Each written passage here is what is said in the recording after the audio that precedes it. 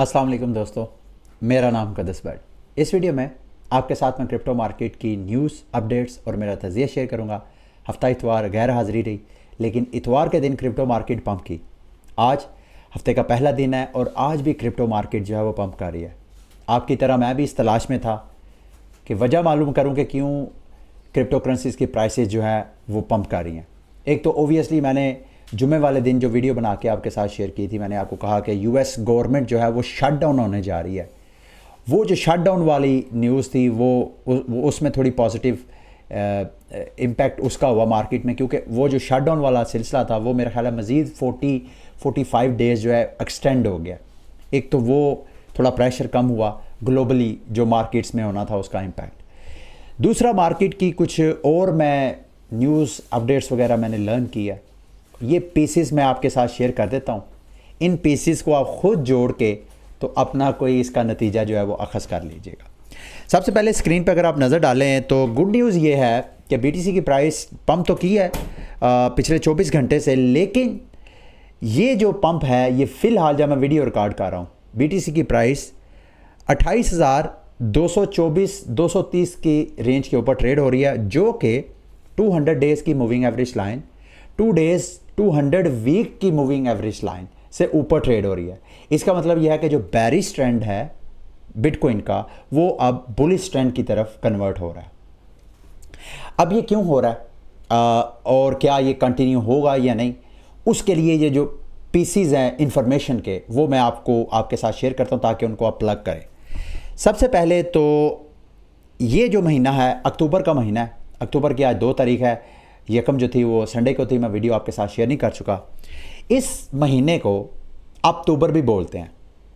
अगर तो आप मेरी कम्युनिटी का काफ़ी देर से हिस्सा हैं तो ये अक्टूबर का वर्ड आप मेरे मुंह से दूसरी बार या तीसरी बार सुनने होंगे।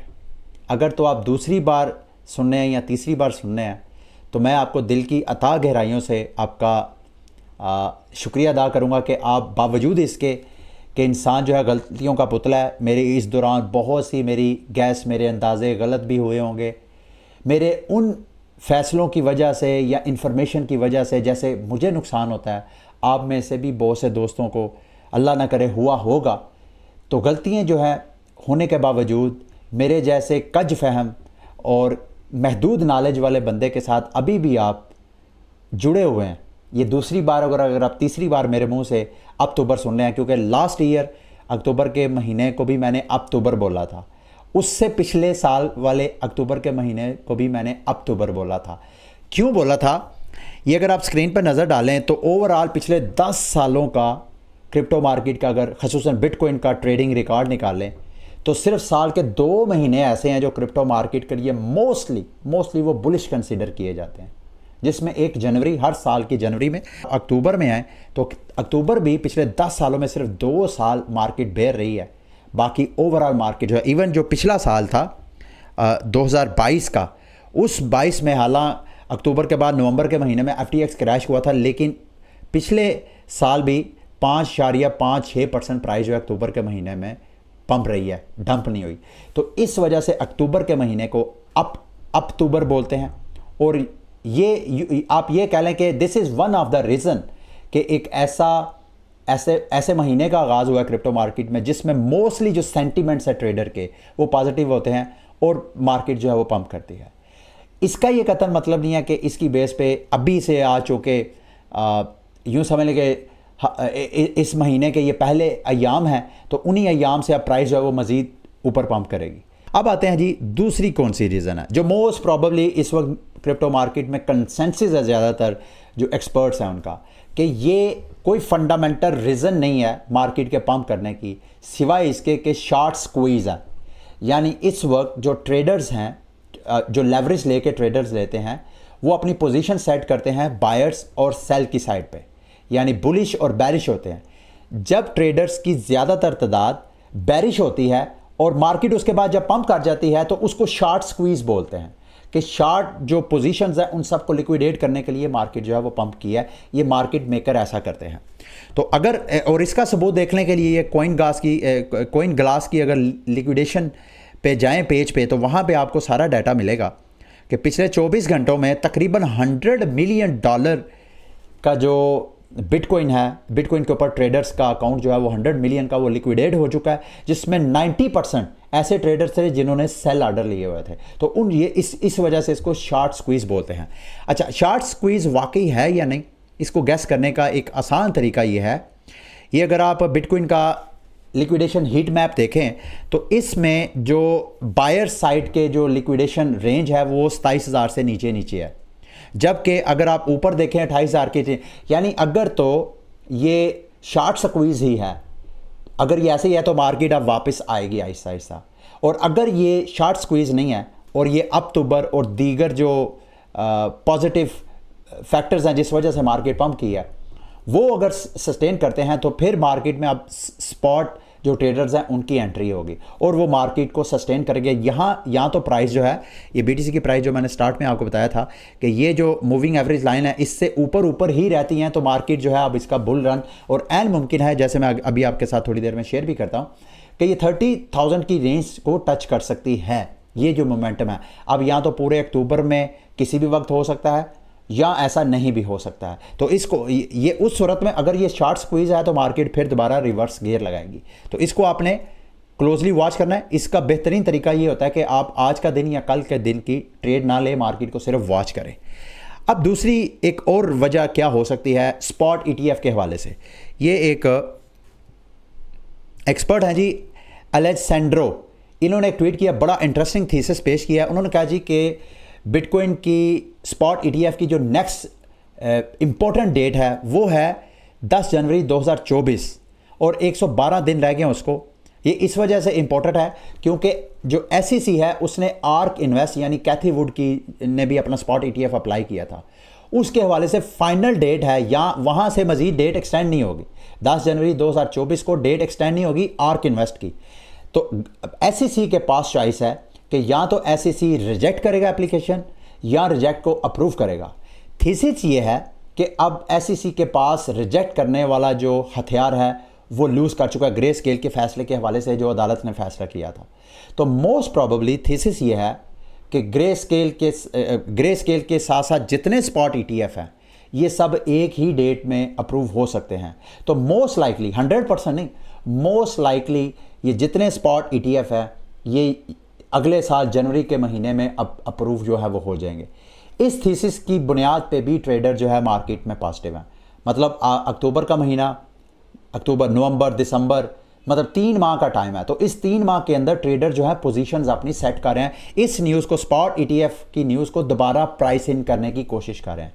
अगेन ये एक थीसिस है, इसको आपने कंफर्म ट्रेडिंग लेने के दौरान सिर्फ इन सारे पीसेस को जोड़ के आपने ट्रेड लेनी होती है स्टॉप लेस के साथ कि जितना आपका अंदाज़ा गैस है, जितना आपका ये इंफॉर्मेशन को जोड़ने के बाद जो नतीजा आपने अखज़ किया वो नतीजा गलत भी हो सकता है, उसके साथ आपने पोजीशनिंग करनी है।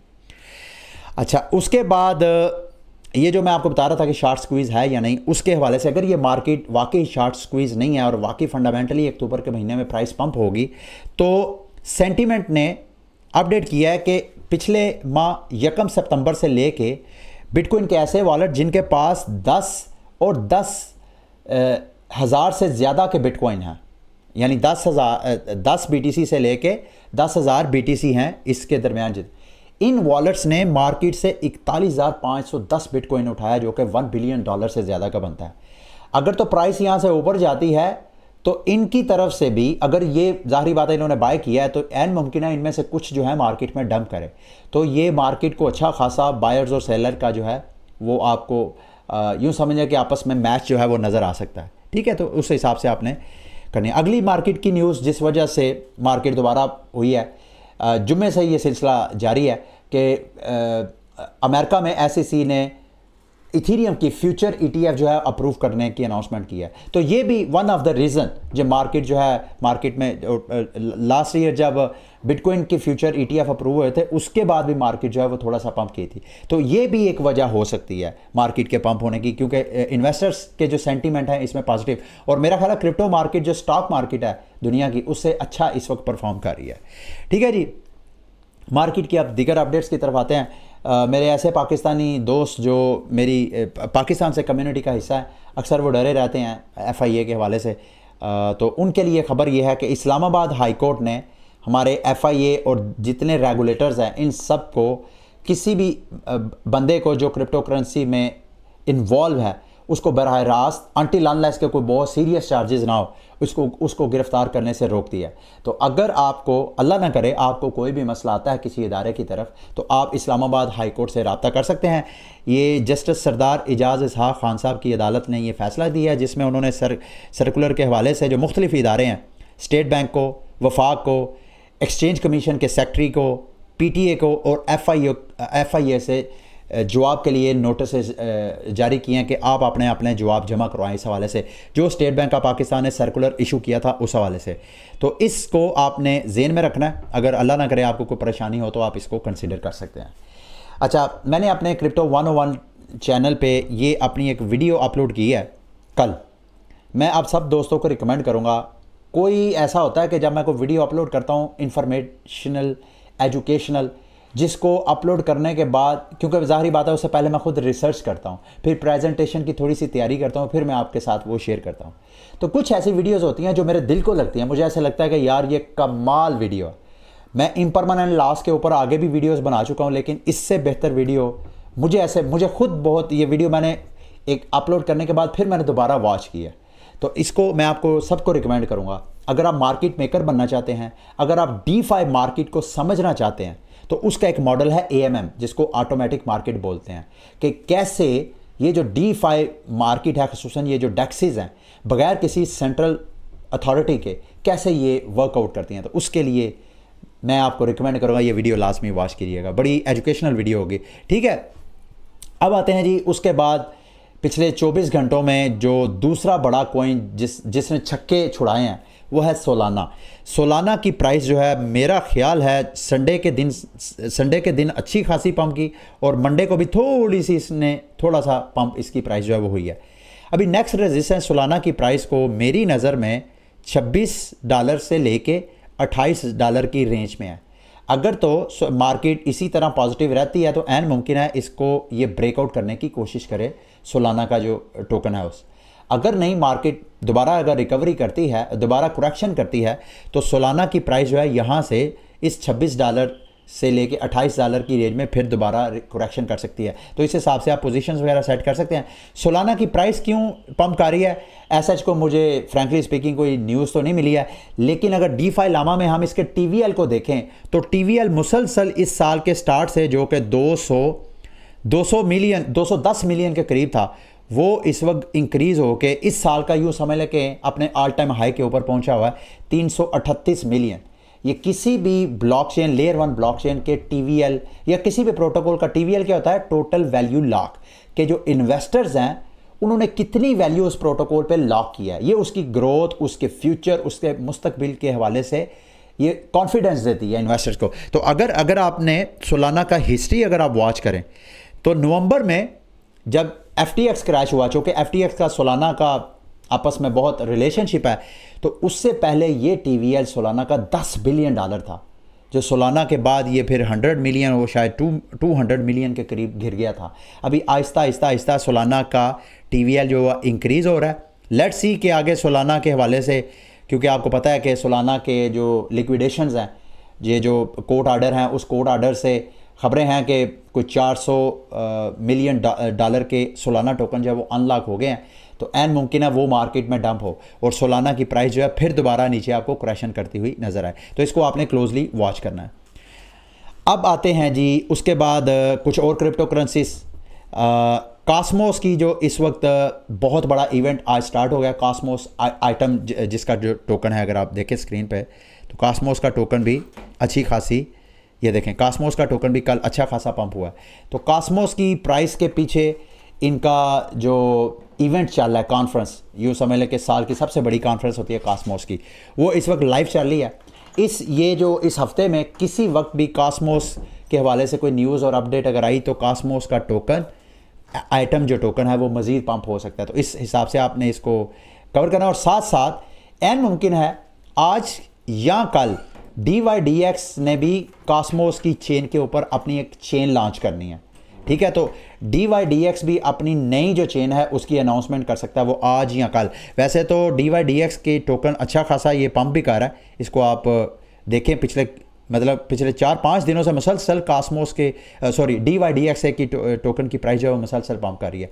तो ये अनाउंसमेंट भी, और यही वजह है कि ये अनाउंसमेंट की वजह से जो ट्रेडर्स हैं इसकी प्राइस को पंप कर रहे हैं, इसकी डिमांड जो है वो बढ़ी हुई है। तो इस इवेंट को आपने क्लोजली वॉच करना है, इसके बाद एंड मुमकिन है इसकी प्राइस जो है वो डंप करे। बल्कि एक और भी वजह मैं आपके साथ शेयर कर देता हूँ। टोकन अनलॉक जो इस हफ्ते जो मेजर टोकन अनलॉक होने, एक तो सुई का टोकन है 16.96 मिलियन के टोकन, 4% सप्लाई सुई टोकन की। आइंदा जब मैं वीडियो रिकॉर्ड कर रहा हूँ तकरीबन कोई 10-11 घंटे के बाद ये टोकन अनलॉक होना है। जब आप वॉच कर रहे होंगे उस हिसाब से आप टाइम जो है वो नोट कर लीजिएगा। मैं इस वक्त रिकॉर्डिंग कर रहा हूँ शाम 5:20 पे।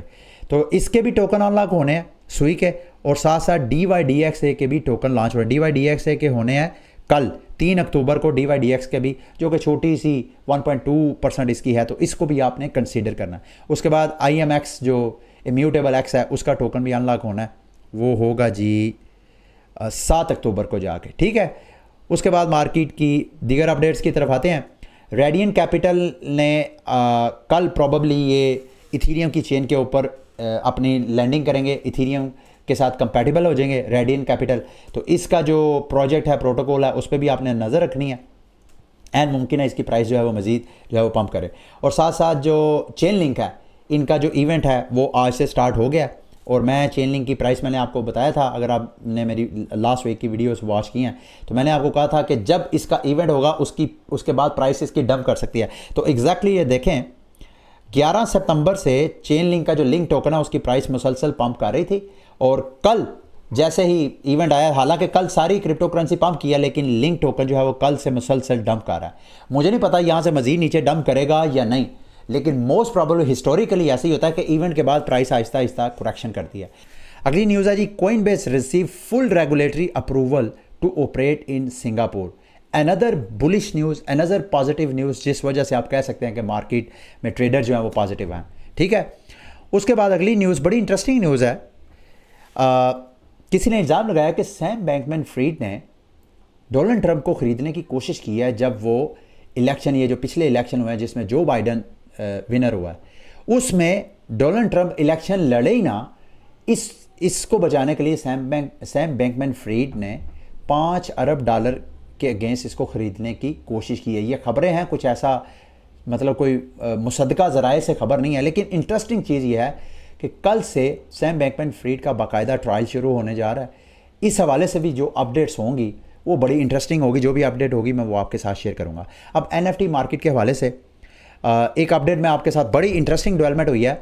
ओपन सी जो गो के ये पिछले हफ्ते की थी, लेकिन मैं अब आपके साथ शेयर कर रहा हूँ। अगर आप ओपन सी को खोलें और इसके प्रो वर्जन पे जाएं, ओपन सी प्रो, यहाँ मेरी पिक्चर मैं आपको साइड पे करके दिखाता हूँ। ओपन सी के प्रो वर्जन को अगर आप खोलें तो यहाँ पे आप NFTs की प्राइवेट डील्स कर सकते हैं। प्राइवेट डील का मतलब यह है कि पहले क्या होता था, हैकर्स और स्कैमर आपको खुद आपके NFT कलेक्शन दे के आपको कॉन्टैक्ट करते थे, आपसे कहते थे जी कि आप हमारे साथ, ये आपके पास ये फ़लाँ NFT है, ये हमें दे दें आप। तो उससे वो स्कैम करने की कोशिश करते थे क्योंकि कोई थर्ड पार्टी इंटरमीडिएट नहीं था। अब ये जो इसने ओपन सी ने प्रो वर्जन अपना लॉन्च किया, इसमें बाकायदा आप कर सकते हैं। मैंने यहाँ पे वॉलेट अपना कनेक्ट किया, मिसाल के तौर पे यहाँ पे मैं आता हूँ अपने पोर्टफोलियो पे, और यहाँ पे मैंने अगर आपके साथ डील करनी है, और मैं आपको नहीं जानता, मुझे नहीं जानते, लेकिन हम दोनों की डील अगर सक्सेसफुल होनी है तो यहाँ पे हम एक दूसरे के साथ बगैर किसी डर के, मिसाल के तौर पे यहाँ मैं इसको सेलेक्ट करता हूँ, ये दो मैं लेजेंडरी स्मर्फ आपके साथ डील करना चाहता हूँ। इसको लिस्ट आइटम पे क्लिक करूँगा और यहाँ पे पब्लिक की बजाय मैं यहाँ प्राइवेट पे क्लिक करूँगा, और जिस बंदे के साथ भी मैंने डील करनी है उस बंदे का यहाँ पे एड्रेस पेश करूँगा, और एड्रेस पेश करके जो प्राइसेस मैंने इधर सेट करनी है, इधर ग्लोबल प्राइसेस मैं ऐसे सेट करके, और यहाँ पे मैं इनिशिएट कर दूँगा। उस बंदे के पास कमांड चले जाएगी ओपन सी के प्रो के पास, या मैं उसको शेयर भी कर सकता हूँ। अब वो पेमेंट करेगा तो ये जो NFTs हैं ये मेरे अकाउंट से निकल के उसके अकाउंट में क्रेडिट हो जाएंगे। One of the amazing feature इसका, गो के NFT मार्केट की रिकवरी के ऊपर को बहुत इंपैक्ट नहीं आया, लेकिन मेरी नज़र में ये बहुत बड़ी डेवलपमेंट है। पैजी वर्ल्ड, ये पैजी पेंगुइन की जो कलेक्शन है, जुमे वाले दिन मैंने आपके साथ शेयर किया, शायद जुमे को या शायद थर्सडे को, कि ये जो रिटेलर्स हैं 2000 के करीब वॉलमार्ट के, वहाँ पे ये अपने टॉयज़ वगैरह बेच रहे हैं। अभी इनकी तरफ ख़बर है कि इन्होंने अपनी एक गेम भी लॉन्च किया है पैजी वर्ल्ड के नाम पे, जो मेरा ख्याल है इनके जो होल्डर्स हैं पैजी क्वीन के, जो NFTs के, वो ये गेम प्ले कर सकते हैं। ठीक है, लास्ट में AI के हवाले से एक आर्टिकल है, मैं आपके साथ शेयर करना चाहता हूँ। आर्टिकल तो नहीं शेयर करूँगा, लेकिन थोड़ी सी चीज़ें मालूमात शेयर करके मैं अपना तज़िया शेयर करना चाहता हूँ। AI girlfriends are running an entire generation of man.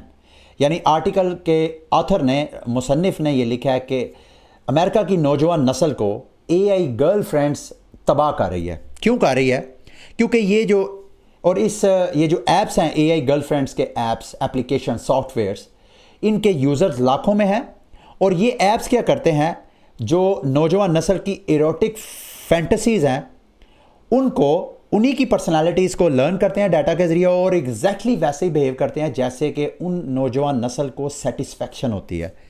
उससे क्या होता है, और ये जो नौजवान नस्ल है वो परफेक्ट रिलेशनशिप को लाइक नहीं कर रही, बल्कि वो इन AI गर्लफ्रेंड्स को ज़्यादा लाइक कर रही है।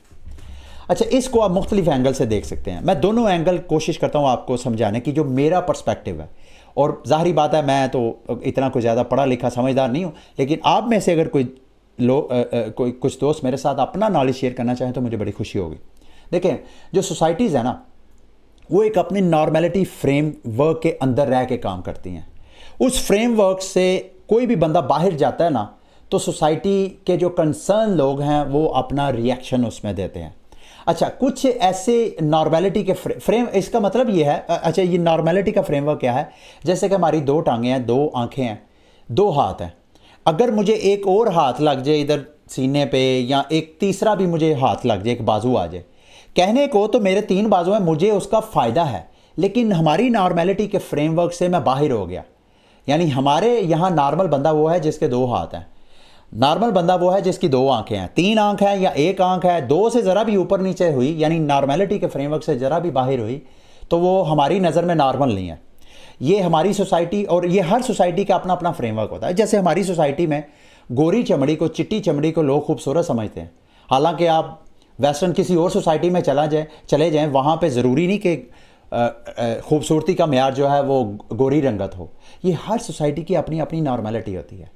अच्छा, अब इसमें थोड़ा डायलेमा है। ये जो बात की गई है ना इस आर्टिकल में कि नौजवान नस्ल जो है वो रियल रिलेशनशिप की बजाय वो AI बेस्ड जो रिलेशनशिप है उसको प्रेफर कर रही है, और मज़ीद आइंदा ऐसे करते रहेंगे। और इससे क्या होगा कि जो लोनलीनेस है सोसाइटीज़ में वो अपने ऑल टाइम हाई पे जाती जाएगी, क्योंकि लोग फिर ह्यूमन रिलेशन को प्रेफर करने की बजाय वो ऐसा रिलेशन प्रेफर करेंगे जिसको वो पसंद करते हैं। अच्छा, इसको मुख्तलिफ, जितनी ये फूड फॉर थाट है, जितनी इस पर डिबेट की जाए उतनी, लेकिन एक चीज़ समझने वाली है कि यहाँ पे हमें भी ये सोचना चाहिए, अगर हम इसको AI का जो इन्वेजन है हमारी नॉर्मेलिटी के ऊपर, जो बंदे कंसर्न हैं उनको सोचना चाहिए कि हमारी नॉर्मेलिटी के अंदर क्या क्या ख़राबियाँ हैं, उनको फोकस करना चाहिए। अगर हम अपने मिसाल के तौर पे हमारी नॉर्मेलिटी में जो मर्द के साथ एक मर्द है, वो AI बेस्ड गर्लफ्रेंड क्यों बनाना चाहता है, या कोई गर्ल होगी और वो AI बेस्ड बॉयफ्रेंड क्यों बनाना चाहता है, ये हमें खुद सोचना चाहिए। मैं आपके लिए छोड़ देता कुछ चीज़ें, मैं आपके मिसाल के तौर पे, यहाँ पे मर्द जो है उसके नॉर्मेलिटी के फ्रेमवर्क, भाई खूबसूरत हो, खूबसूरती के मेयार मैंने आपको बता दी हैं। ज़्यादातर वैसे तो इंडिविजुअली हर बंदे का अपना अपना स्टैंडर्ड है, लेकिन एक ओवरऑल जो ओवरवेलमिंग मेजॉरिटी का भी एक फ्रेमवर्क होता है। जैसे मैंने आपको कहा, गोरी रंगत हो, लंबा हो, फिर अमीर हो, ठीक है, और इस तरह की आप चीज़ें ऐड करते जाएं। तो जिसके पास ये नहीं है, क्या उसके पास एहसास नहीं है? मैं बालग हूँ, अगर मेरी रंगत गोरी नहीं है, मैं लंबा नहीं हूँ, मैं अमीर नहीं हूँ, तो क्या मेरे अंदर जो जज्बात हैं रिलेशनशिप के, मैं बालग होता हूँ, मुझे ज़रूरत है एक सिनफ मुखालिफ की। इसी तरह कोई औरत है तो उसको भी जब वो बालग होती है, जैसे मर्द की ख्वाहिश होती है, इसी तरह औरत की ख्वाहिश होती है। तो औरत की अलग टेंशन्स हैं, वो शादी करना चाहती है, जहेज़ का मसला। और मतलब आप इसको जितना सोचें इस बारे में उतना, तो क्या मेरी नज़र में ये जो AI की तरफ से थ्रेट है, ये उन सोसाइटीज़ में ज़्यादा है जिनकी नॉर्मेलिटी जो है वो बहुत बिगड़ी हुई है। यहाँ तो ये AI आके उनको बिगाड़ेगी, तो यहाँ ये AI जो है आने वाला कल है मेरे दोस्तों भाइयों। जो लोग जो हैं, मिसाल मैं एक मूवी है इंग्लिश में, आप सबको रिकमेंड करूँगा अगर आप इंटरेस्टेड हैं, शी, SHE, शी, आप गूगल पे देखिएगा, वो बड़ी खूब। और सेम इसी ये जो डायलेमा है इसी के ऊपर वो बनाई गई है कि एक लड़का होता है, वो किसी के साथ एडजस्ट नहीं हो पाता उसके बिहेवियर की वजह से, फॉर एनी रीज़न, तो फिर वो AI के साथ मोहब्बत करना शुरू कर देता है। AI बिल्कुल उसको ऐसा एक्सपीरियंस, ऐसी फीलिंग देती है कि उसको जीना अच्छा लगता है। मतलब एक बंदा ना जिसको इर्द गिर्द के लोगों से लोग उसको वेलकम नहीं करते, उसको इग्नोर करते हैं, उसको जीना उसके लिए मुश्किल हो जाता है। तो हमें ये चीज़ें भी देखनी चाहिए, ठीक है। बहरहाल जैसे मैंने कहा, ये फूड फॉर थॉट है, ये मेरा देखने का एक महदूद सा एंगल और महदूद सा लेंस हो सकता है। मैं चाहता हूँ आप अगर चाहें तो मेरे साथ इस हवाले से अपनी मालूमात, अपनी राय का इज़हार कर सकते हैं, ठीक है। ये थी आज की वीडियो। उम्मीद करता हूँ मेरी आज की वीडियो भी आपके लिए इन्फॉर्मेटिव रही होगी। अगली वीडियो तक के लिए मुझे इजाज़त दें। अल्लाह हाफिज़।